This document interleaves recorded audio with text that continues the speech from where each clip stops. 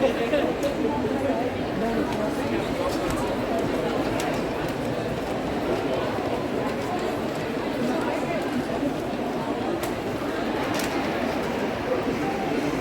पर जाने जितना भी तुम समझो इतनी होगी हैरानी।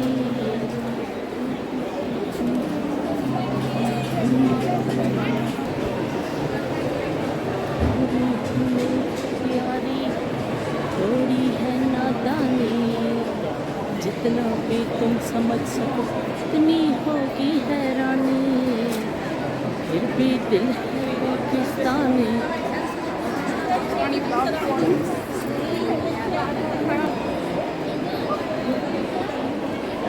राफे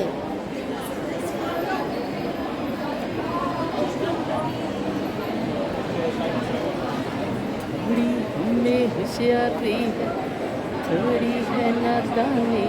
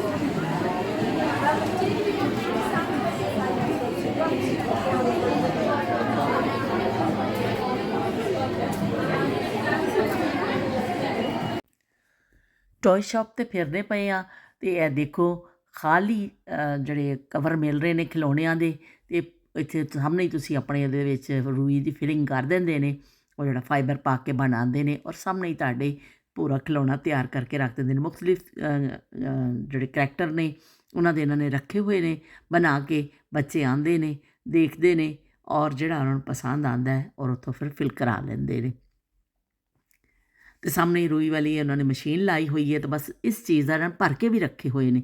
ਔਰ ਬੜੇ ਖੂਬਸੂਰਤ ਇਹਨਾਂ ਦੇ ਕਰੈਕਟਰਸ ਦੇ ਮੈਂ ਤੁਹਾਨੂੰ ਦਿਖਾਏ ਨੇ, ਜਿਹੜੇ ਛੋਟੇ ਛੋਟੇ ਕੱਪੜੇ ਵੀ ਸਿਲੇ ਹੋਏ ਨੇ ਤੇ ਮੁਖਤਲਿਫ ਕਿਸਮ ਦੇ ਦੇਖੋ ਚੀਜ਼ਾਂ ਨੇ। ਤੇ ਮੈਨੂੰ ਆਪਣਾ ਬਚਪਨ ਯਾਦ ਆ ਗਿਆ, ਜਦੋਂ ਅਸੀਂ ਇਸ ਤਰ੍ਹਾਂ ਗੁੱਡੀਆਂ ਸੀ ਕੇ ਤੇ ਅਸੀਂ ਉਹਦੇ ਵਿੱਚ ਰੂਹ ਭਰ ਕੇ ਸਾਡੀਆਂ ਮਾਵਾਂ ਸਾਨੂੰ ਬਣਾ ਕੇ ਦਿੰਦੀਆਂ ਸਨ, ਅੱਖਾਂ ਵੀ ਕਢਾਈ ਕਰਦੇ ਸਨ ਤੇ ਸਾਰੀਆਂ ਚੀਜ਼ਾਂ।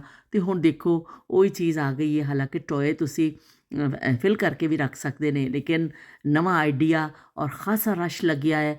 35 ਪਾਉਂਡ ਦਾ ਇੱਕ ਕਰੈਕਟਰ ਇਹ ਭਰ ਕੇ ਦਿੰਦੇ ਨੇ ਔਰ ਧੜਾ ਧੜ ਲੋਕ ਆਪਣੇ ਬੱਚਿਆਂ ਨੂੰ ਕਰਵਾ ਰਹੇ ਨੇ, ਕਿਉਂਕਿ ਬੱਚਿਆਂ ਦੇ ਸਾਹਮਣੇ ਫਿਲ ਹੋ ਰਿਹਾ ਨਾ, ਉਹਨਾਂ ਵਾਸਤੇ ਇੱਕ ਨਵੀਂ ਚੀਜ਼ ਹੈ। ਤੇ ਬਹੁਤ ਮਜ਼ਾ ਲੱਗ ਰਿਹਾ ਉਹਨਾਂ ਨੂੰ, ਤੇ ਬਹੁਤ ਅੱਛਾ ਇੱਕ ਨਵੀਂ ਚੀਜ਼ ਲੱਗ ਰਹੀ ਹੈ। ਦੇਖੋ ਕਿੰਨਾ ਪਿਆਰਾ ਕਲਰਫੁਲ ਗੁੱਡਾ, ਜਿਸ ਤਰ੍ਹਾਂ ਦਾ ਤੁਸੀਂ ਮਰਜ਼ੀ ਲਵੋ, ਚਾਹੇ ਤੁਸੀਂ ਭਰਿਆ ਹੋਇਆ ਲੈ ਲਵੋ, ਚਾਹੇ ਤੁਸੀਂ ਸਾਹਮਣੇ ਭਰਵਾ ਲਵੋ, ਤੇ ਇਹ ਤੁਹਾਡੀ ਆਪਣੀ ਚੋਇਸ ਹੈ।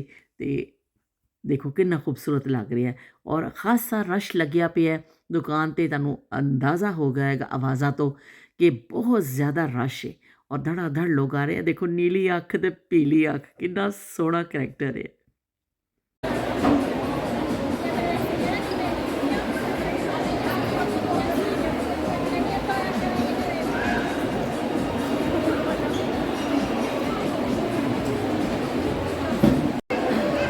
चल चल के लग गई प्यास, तो जूस लैन वास्ते खड़े ने, खासा उत्थे रश है।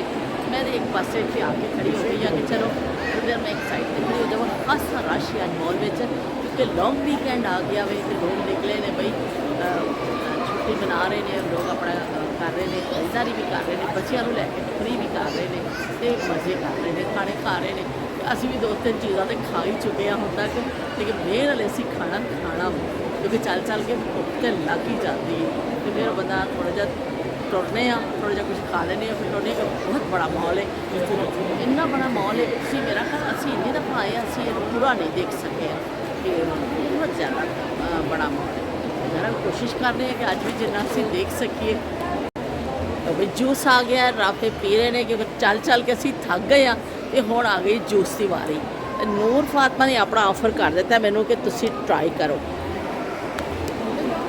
मैं बता रही हूँ